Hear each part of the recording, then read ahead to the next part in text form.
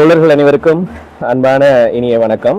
மற்றும் ஒரு காணொலி வாயிலாக உங்கள் அனைவரையும் சந்திப்பதில் மகிழ்ச்சி அடைகின்றேன். நான் எடிசன் ராமானுஜம். அண்மை காலமாக மலைய மக்களுக்கான காணி உரிமை, வீட்டுரிமை பற்றி மிக அதிகமாக பேசப்பட்டு வருகின்றது. மிக எழுச்சியான முறையிலே அரசியல்வாதிகளாயினும் சரி, பொதுமக்களாயினும் சரி, சிவில் அமைப்புகளும் சரி அநேகமாக பேசிக்கொண்டு வருகிறார்கள். உண்மையில் நீலகாமம் சம்பவத்துக்கு பிறகு இந்த விடயம் பேசு பொருளாகி இருப்பது மகிழ்ச்சிக்குரிய விடயம். நீலகாமத்திலே அந்த முன்னாள் இராணுவ வீரர்களை வைத்து, குண்டர்களை வைத்து தோட்ட நிர்வாகம் தாக்குதல் நடத்திய பின்னர் அதன் தொடர்ச்சியாக நாங்கள் அனைத்து தமிழ் அரசியல் கட்சிகளுக்கும், குறிப்பாக மலையகத்தை பிரதிநிதித்துவப்படுத்தக்கூடிய அனைத்து மலையக அரசியல் கட்சிகளுக்கும் அழைப்பு விடுத்திருந்தோம். அந்த பிரட்டு களத்திலே சந்தித்து அடுத்த கட்ட கலந்துரையாடலை நாங்கள் நடத்த வேண்டும் என்று. அங்கே ஆளும் தரப்பை சேர்ந்த பிரதி அமைச்சர் சுந்தரலிங்கம் பிரதீப் அதற்கு வருகை தரவில்லை. ஆனால் கூட ஆளும் தரப்பை சேர்ந்த பிரதி சபையை பிரதிநிதித்துவப்படுத்தக்கூடிய உறுப்பினர் ஒருவரும் என்பிபியின் தோழர்கள் அங்கே சீரியதாக இயங்கக்கூடிய என்பிபியின் தோழர்கள் அங்கே வந்திருந்தார்கள். ஆக அதன் நீட்சியாக ஹட்டனிலே ஒரு போராட்டமும் தொடர்ந்து தலைநகர் கொழும்பிலே ஒரு போராட்டமும் இடம்பெற்றது. அந்த அழுத்தம் காரணமாக பாராளுமன்றத்தில் இந்த விடயம் மிக பெரிய பேசு பொருளாக மாறி அது அரசாங்கம் பதிலளிக்கும் சூழ்நிலைக்கு தள்ளப்பட்டது. ஆனாலும் அதன் பிறகு அன்று நாங்கள் கொழும்பிலே போராட்டம் நடத்தி கொண்டிருக்கும் போது கூட பல இடங்களிலே தோட்ட நிர்வாகங்களின் அடக்குமுறைகள் இடம்பெற்றன.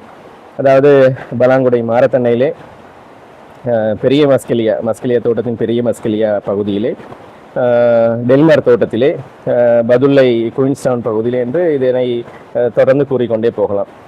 ஆக இந்த விடயம் முற்றுப்புள்ளிக்கு வருவதாக இல்லை.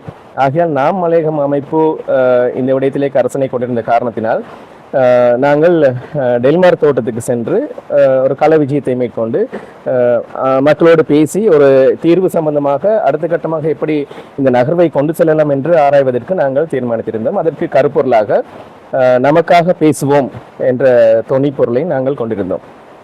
ஆக இந்த ஒரு விளம்பரம் சமூக வலைத்தளத்திலே பதிவாகிய பின்னர்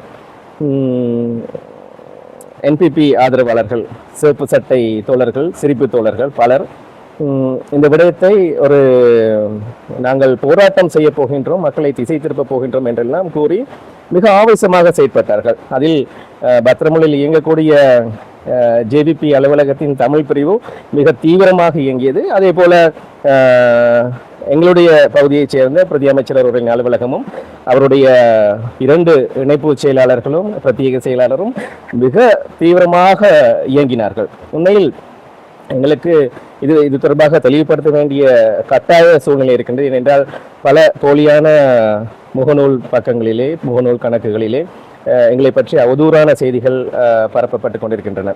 நாங்கள் அரசியல் ரீதியாக வந்தோம், அரசியல் அடிவருடிகள், விஷமிகள், வன்முறை கும்பல் என்றெல்லாம் பலவாறு பேசுகின்றார்கள். பரவாயில்லை, சில தெளிவூட்டல் தான். நாங்கள் இவ்வாறு டெல்மார் தோட்டத்துக்கு வருகிறோம் என்ற ஒரு பதிவிட்ட பின்னர் மிகச்சிறப்பாக இயங்கியது பிரதி அமைச்சரின் அலுவலகம்.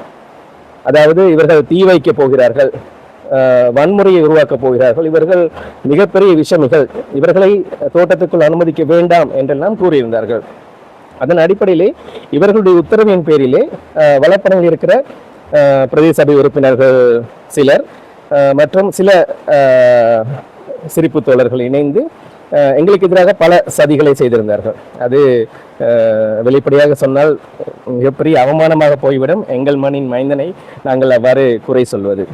நாங்கள் அந்த இடத்துக்கு சென்று நாங்கள் சிலர் தான் இருந்தார்கள். ஏற்கனவே முதல் நாள் இவர்கள் என்பிபி தோழர்கள் ஒவ்வொரு வீடு வீடாக சென்று இந்த நிகழ்வில் கலந்து கொள்ள வேண்டாம் என்றெல்லாம் மிரட்டி அச்சுறுத்தல் விடுத்திருந்தார்கள். ஆகையால் பலர் அந்த இடத்துக்கு வருகை தரவில்லை. ஆனால் நாங்கள் பேசியிருந்தோம். தொடர்ந்து அந்த இடத்துக்கு பொதுமக்கள் ஒவ்வொருவராக கூடும் பொழுது இந்த மறைந்திருந்த என்பிபி சிரிப்பு தோழர்கள் குண்டர்கள் என்று சொல்ல, அவர்கள் முகத்தில் மிகப்பெரிய அவர்களை ஒரு ஆக்ரோஷம் காணப்பட்டது. அவர்களுடைய கோர முகத்தை அன்றுதான் பார்த்தேன். அதாவது என்பிபி அரசாங்கத்தினுடைய சில்லறைகளினுடைய கோர முகத்தை அன்றுதான் பார்த்தேன். அவர்கள் வா வா வா வா என்றெல்லாம் கூறி சிலர் அந்த இடத்துல வந்துவிட்டு மிக கோரமான முகத்தோடு எங்களை பார்த்து கொண்டிருந்தார்கள். அப்போது நான் அது தொடர்பாக நான் விளக்கம் அளித்தேன். இது இவ்வாறானது ஒரு சூழ்நிலைக்கு நாங்கள் வரவில்லை, நாங்கள் வன்முறை கும்பல் ஒன்றும் கிடையாது, நாங்கள் அரசாங்கத்துக்கு எதிரானவர்களோ அல்லது அந்த குறிப்பிட்ட பிரதி அமைச்சருக்கு எதிரானவர்களோ கிடையாது, நாங்கள் மக்கள் சார்பாக இந்த பிரச்சனையை நாங்கள் எவ்வாறு தீர்க்கலாம் என்றுதான் பார்க்கிறோம். இல்லை இங்கு யாரும் வேறு யாரும் வரக்கூடாது, இந்த பிரச்சனை சட்ட ரீதியாக தீர்க்கப்பட்டு விட்டது என்றெல்லாம் கூறி மிகப்பெரியதொரு கலவரத்தை ஏற்படுத்தினார்கள். எங்களை புரிந்து கொண்ட டெல்மார் தோட்ட மக்கள் அவர்களை அங்கிருந்து அடித்து விரட்டி விட்டார்கள். ஒரு சில அடியும் விழுந்தது, அடித்து விரட்டி விட்டார்கள். அதன் பிறகு நாங்கள் பொறுமையாக தான் இருந்தோம். நாங்கள் பொதுமக்களோடு பேசிவிட்டு வந்து பொறுமையாகத்தான் இருந்தோம். இவர்கள் எங்களை ஒரு மிலைச்சித்தனமான குழுவாக சித்தரித்து சமூக வலைத்தளங்களிலே பல காணொலிகளை தரவேற்ற தொடங்கியிருந்தார்கள். அதனை பிரதி அமைச்சர்களுடைய செயலாளர்கள் மிக தீவிரமாக பரப்பியிருந்தார்கள். பதுளை மாவட்ட பாராளுமன்ற உறுப்பினர் அவர் புல்லுக்கட்டு எம்பி என்று சொல்வோம், அவருடைய மகன் கூட மிக தீவிரமாக இந்த விடயத்தில் இயங்கியிருந்தார். ஆக பொறுமை காக்க முடியாத நாங்கள் சில உண்மையான தகவல்களையும் உண்மையாக அங்கு என்ன நடந்தது என்ற விடயங்களையும் காணொலி வாயிலாக கூற வேண்டிய நிர்பந்தத்துக்கு உள்ளாக்கப்பட்டோம். இப்போது நாங்கள் அரசியல் அடிவருடிகள், அரசியல்வாதிகளின் கைகூலிகள் என்றெல்லாம் பேச தொடங்குகிறார்கள். அதே போல நேற்று நடந்த ஒரு இரகசிய கூட்டத்தின் பின்னர் நாங்கள் என்ஜிஓக்காரர்கள் என்றெல்லாம் எப்படி வகைப்படுத்தி கூறலாம் என்று பல கலந்துரையாடல்கள் இடம்பெற்று வருகின்றன. ஒன்றும் பிரச்சனை கிடையாது. இது நாங்கள் இப்போதும் கூறுகின்ற ஒரு விஷயம்தான். இது நீங்களாகவே தலையில் தொப்பியை மாட்டிக்கொண்டிருக்கல. எனது அப்பா உயிரோடு இருக்கும்போது ஒரு காலத்தில் சொல்லுவார், ஜேவிபி வன்முறை எப்படி நடந்தது என்று, அந்த கோரமுகம் அவர்கள் எப்படி செயற்பட்டார்கள் என்றெல்லாம் கூறும் பொழுது நான் அதனை பெரிதாக உள்வாங்கிக் கொள்ளவில்லை. ஆனால் டெல்மார் தோட்டத்திலே இந்த சிவப்பு தோழர்களின் முகத்திலே அந்த கோரமுகத்தை நான் கண்டேன். அதனை வழிநடத்தியவர்களும் அவ்வாறு தான் இருந்திருப்பார்களோ என்று என்ன தோன்றுகின்றது. எங்களுக்கு எந்த ஒரு நோக்கம் கிடையாது. எங்களை யார் அழைத்து பேசினாலும் மலையக மக்களுடைய காணி உரிமை, வீட்டுரிமை சம்பந்தமாக பேசுவதற்கு நாங்கள் தயாராக இருக்கின்றோம். எங்களை எதிர்க்கட்சி தலைவர் அலுவலகத்தில் அழைத்து பேசினார்கள், நாங்கள் அது சம்பந்தமாக விளக்கம் அளித்திருக்கின்றோம். ஏனைய சில அரசியல் தலைமைகள் அழைத்து பேசினார்கள், நாங்கள் அது தொடர்பாக விளக்கம் அளித்தோம். ஆகையால் அனைத்து தரப்பினருமே இணைத்துக் கொண்டு நாங்கள் இந்த பயணத்தை மேற்கொள்ள வேண்டும் என்று நினைக்கின்றோம். இது அன்றைய தினம் அங்கு வந்த அந்த கோர முகக்காரர்களின் பேச்சு வர இருந்தது, நாங்கள் மட்டும்தான் இங்கே ஆள வேண்டும், வேறு எவரும் இங்கே வரக்கூடாது, போராட்டம் என்ற போர்வையில் இங்கே ஒன்றும் கிடையாது, நடத்தக்கூடாது, நாங்கள் போராட வரவில்லை, மக்களால் நிராகரிக்கப்பட்ட அரசியல்வாதிகள் இங்கே வரக்கூடாது என்றார்கள். ஆக இதுவரை காலமும் ஜேவிபியை மக்கள் நிராகரித்தார்கள் தானே, இந்த முறைதான் உங்களுக்கு வாய்ப்பு கிடைத்திருக்கின்றது. அதனை நன்றாக புரிந்து கொள்ளுங்கள். நீங்கள் எதிர்க்கட்சியில் இருக்கும்போது ஏதாவது ஒரு பிரச்சனை சம்பந்தமாக ஒரு தோட்டத்துக்கு சென்று விசாரித்தால் அப்போதிருந்து ஆளும் கட்சி உங்களுக்கு எதிர்ப்பு தெரிவித்ததா? இல்லைதானே? ஜனநாயக நாட்டில் ஜனநாயக உரிமை இருக்கின்றது. நாங்கள் இதனை பேசுவதற்காக தயவு செய்து இதனை புரிந்து கொள்ளுங்கள். இது ஒரு அச்சுறுத்தலான காணொளி எல்லாம் கிடையாது. இது அன்று நடந்ததை விளங்கப்படுத்த வேண்டிய சூழ்நிலை இருக்கின்றது. ஏனென்றால் என்னையும் என் சார்ந்த சகோதரர்களையும் இணைத்து அரசியல்வாதிகளுடைய புகைப்படங்களை போட்டு இவர்களுடைய ஆக்கள் தான் என்று திட்டமிட்ட வகையிலே எங்களை அவமானப்படுத்துவதற்காக பல சதி திட்டங்கள் நிகழ்ந்து கொண்டிருக்க. நாங்கள் எல்லோருடைய நண்பர்கள் தான். அரசியல் ரீதியாக, எங்களுடைய தொழில் ரீதியாக நாங்கள் எல்லோருடனும் நாங்கள் நட்பு பாராட்டி தான் வருகின்றோம். ஆனால் தவறு என்று காணப்பட்டு நாங்கள் தவறை சுட்டி காட்டுகின்றோம், அவ்வளவுதான். எனினும் இந்த விடயம் இப்போது டெல்மார் தோட்டத்தில் என்ன நடக்கின்றது என்றால்,